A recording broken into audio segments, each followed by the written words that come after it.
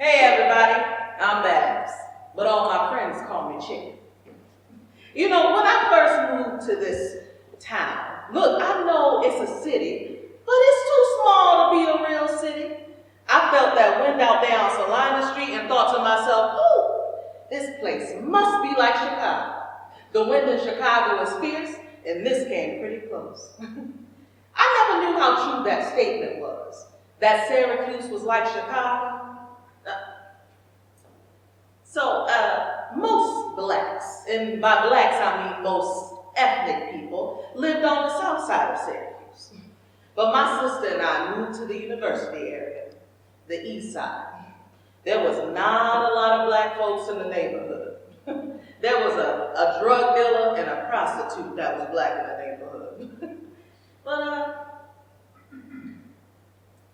There was a drug dealer and a prostitute that were black in the neighborhood, and you know, it was a mixed family on the other block. Yeah, it was a mulatto husband, you know, his white wife, and a bunch of kids that ran wild in the neighborhood.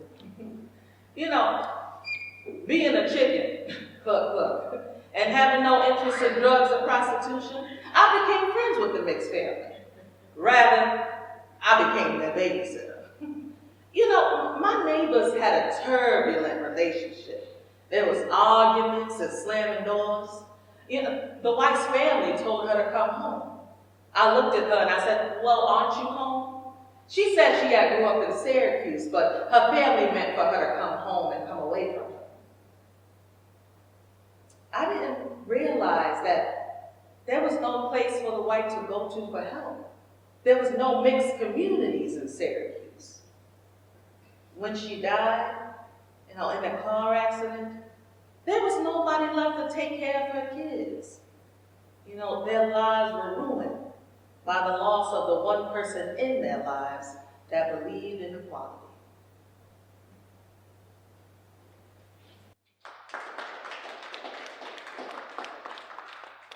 Hey, I'm Josie. The thing when you're concentrating on upstate New York, central New York, the Syracuse area, is that it seems so void of social opportunities, social interaction, places to go that's really diverse culturally. I mean, it's so very black and so very white. It's been that way since the 60s and 70s. I mean, it really hasn't changed. I mean, when friends come here, I don't necessarily want to take them to a black bar, a white bar. There isn't even a good black club. Just a few bars on South Avenue. This place, I prefer mixed venues. Sure, you have to go one place for the music you want, go another place for the food you want. And that's okay. But as far as the atmosphere, the environment, it ain't mixed. All cultures. You know, I go places. I want to find out about the diversity of the employees. I even go so far as to talk to the manager, and I say, I'm just checking. I come here very often. I spend a lot of money here. And I don't see anybody who looks like me. Oh, well, I don't just go to a grocery store. I go to restaurants, I go to other places, and I ask the same question. Maybe you come here at certain times. I just don't think they're employing people equally, diversely.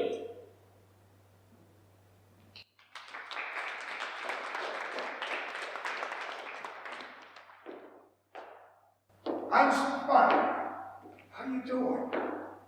¿Cómo está? My mother is Italian. First generation Italian. And my father, obviously, is African American. out of Clinton, Mississippi, and came here through Washington, D.C. I identify myself as society does. Black. My mother was out in the Albany area. My mother came here because my grandfather, well, her father, came here with the railroad. I guess he was stationed here and bought a house here. I don't know how she met my dad. They were married in Syracuse, though. I got one brother and two sisters, an older sister, a younger brother and a younger sister. The two younger ones are my half-brother and sister.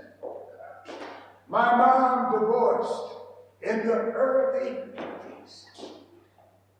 I grew up in the 15th Ward. It was beautiful. All of Cherry Street. When you went up Genesee Street, there were stairs to go up ladder. That was the elevated area. There were stairs that went from Maple Street to Cherry Street that would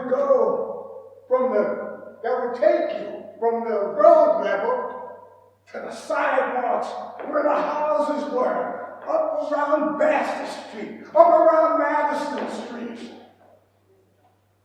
the upper part of Madison Street.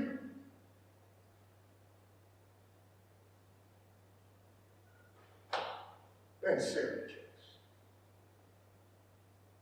John Sorrows came up here from Washington, D.C., and he came in to prototype urban renewal. They took out the 15th Ward in the 1960s.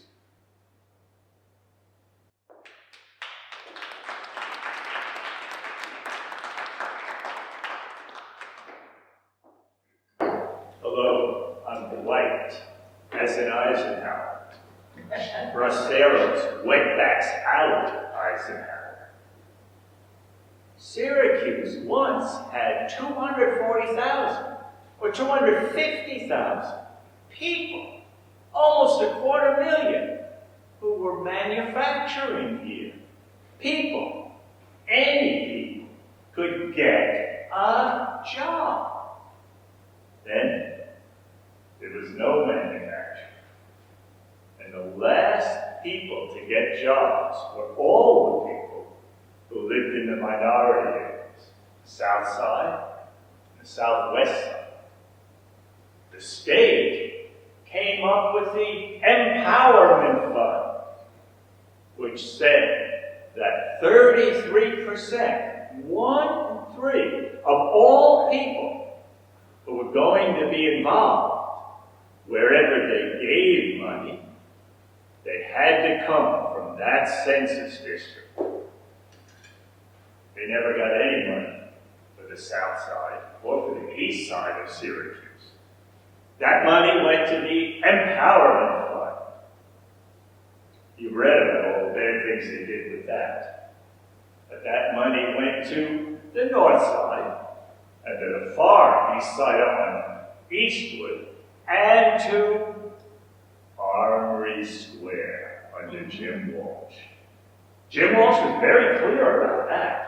When they gave money to the South Side, they gave it to the geographical South Side. And the geographical South Side is anything off the corner of Salina and Erie Boulevard. Anything southwest of that is the geographic South Side. They gave all the money to Armory Square, and none down into any area where black people live. They're moving us all further and further from downtown.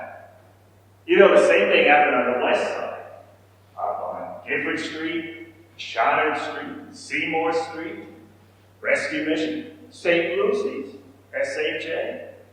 That whole area between Geddes and West Street, They're going to need that area.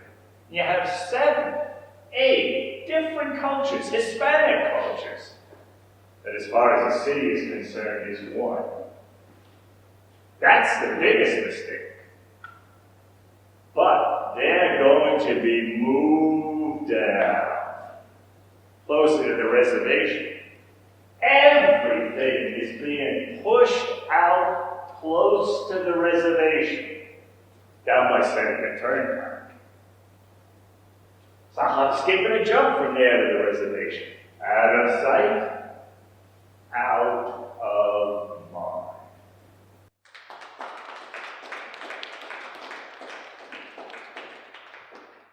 Hi, I'm Maggie.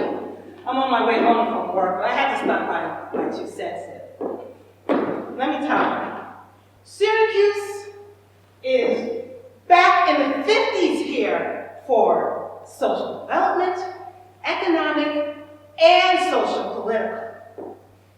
It's all Alabama and Mississippi, 1960. You can go downtown all day long and not meet anybody of any color in any position of authority. You won't find that in too many cities.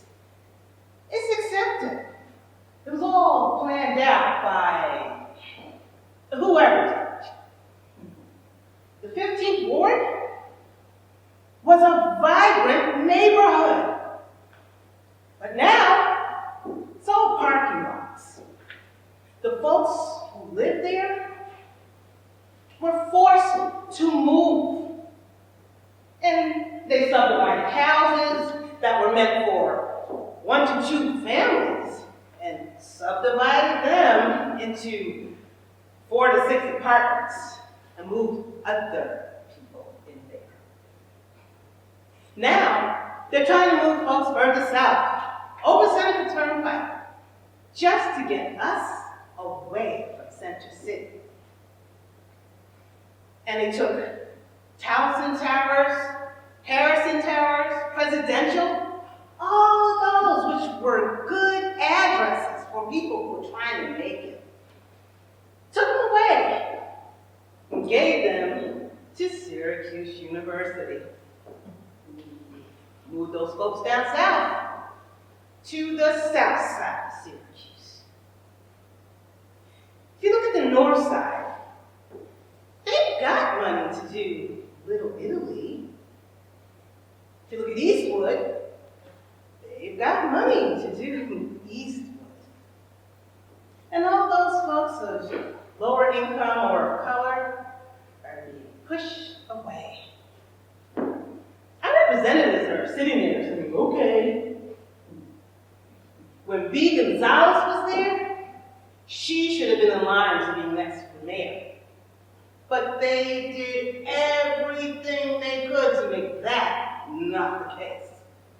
So that Stephanie Minor would be next in line. V was for people of color. It's like I said, we're back in the 60s for Syracuse politics. Syracuse hasn't grown up. Hasn't kept up with the times. It's the last vestige of white male dominance in the state of New York.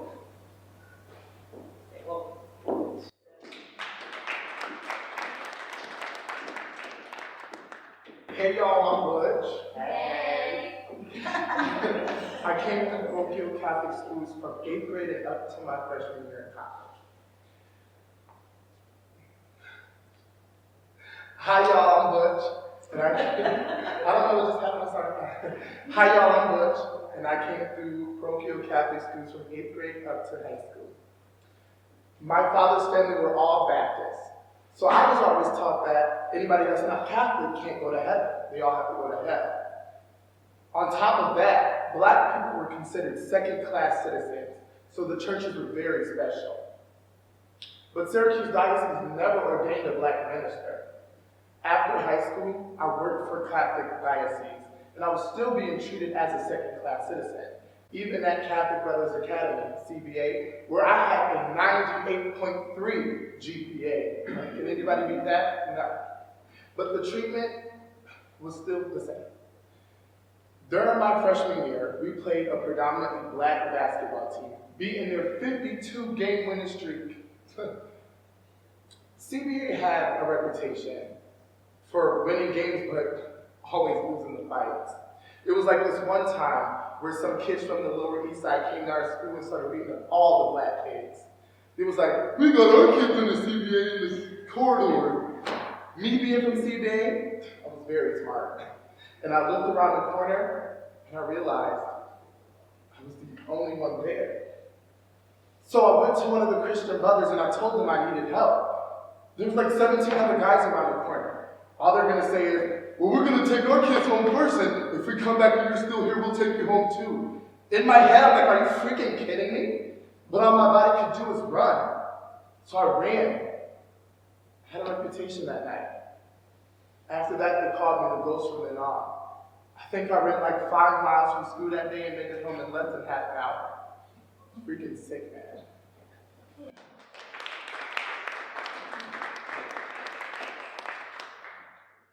Good evening. I'm Michael. I was told I couldn't have certain promotions. I was denied command positions because they already had a black officer in the command position. And you couldn't have 2 blacks in the same organization because it would look bad to the field. I had an awful lot of positions where I was hired and well paid just for being there. My responsibility, my job was to absolutely do nothing, just don't cause waves. Of course, that was never my responsibility, my personality. I always cause waves eventually.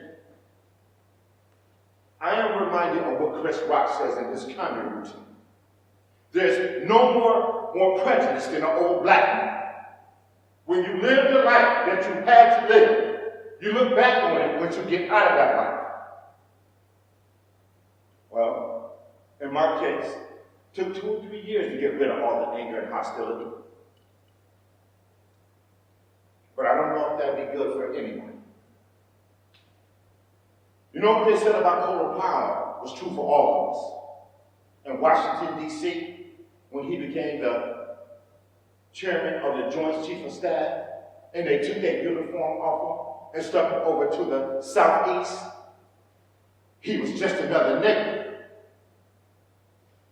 You take Barack Obama out of the White House, and you put him in a little Chevy, and you stick him over to the southeast or the southwest, he's just another nigger. It ain't changed. It ain't changed at all.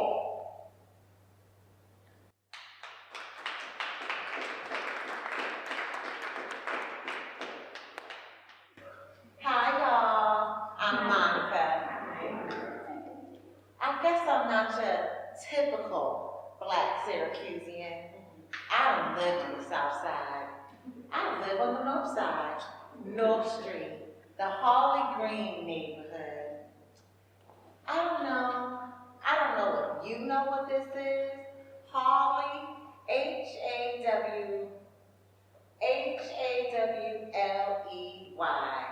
Apparently, the neighborhood, it got gentrified. But people, they moving back. And the Holly Green neighborhood, that's where supposedly all the gay people live. But, it's like there's a lot of black people and people from other countries that live there too. I don't know. It used to be like we used to have these tall project buildings, but they came and moved everybody out. And supposedly, they moved all those people to the south side. But there's still a lot of people who live on the north side. I don't know. They keep messing with this area. Yeah, the formerly minority neighborhood. But, people say the SU students were afraid of the neighborhood. Like, whatever. They were afraid of the neighborhood, so they came and tried to clear everybody out again.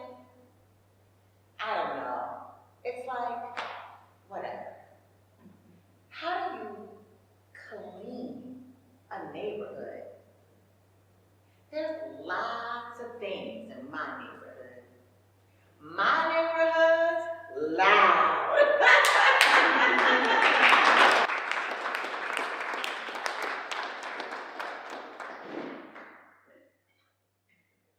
Hi everyone, I'm Sabrina. You know, that's why I hate when people, like, when I say that I'm Hispanic, they think I don't play my black side, or I just want to be Latina. And I don't like that they feel that to claim one side isn't to claim the other, or to embrace both is not to belong fully. But like, obviously, I don't belong fully to either culture because I'm half. And to embrace one side doesn't mean it lessens my other side. You know, that annoys me. And I'm not crazy about the notion of good or bad hair, like, because it's subjective. And I feel like people take really, really major issues over that. Like, although I play into it, and when my hair acts up and it kinks up and it won't straighten, or when it straightens, it's beautiful. And I don't say that I have good hair, and I don't say that I have bad hair. Like, I love weaves, I love braids, I love coloring my hair. I love everything about my hair. I was thinking of another racial stereotype about mixed people, like Hispanics. Like, my friends would joke around and say that I'm Mexican and that I sell oranges on the side of the highway. Yeah, I'll laugh, but it's like not okay. Like, that's not funny. You know, like, these are real things that people tend to laugh and joke about. And I have some pretty ignorant friends. Ignorant in the sense that they don't care to distinguish or learn about the differences of cultures. So, I mean, they're very smart. They just don't mind joking about stuff like that. But, like, I'll laugh, yeah, like, it's funny now, but if you think about it, it's very offensive. And I do take issue with it. I do.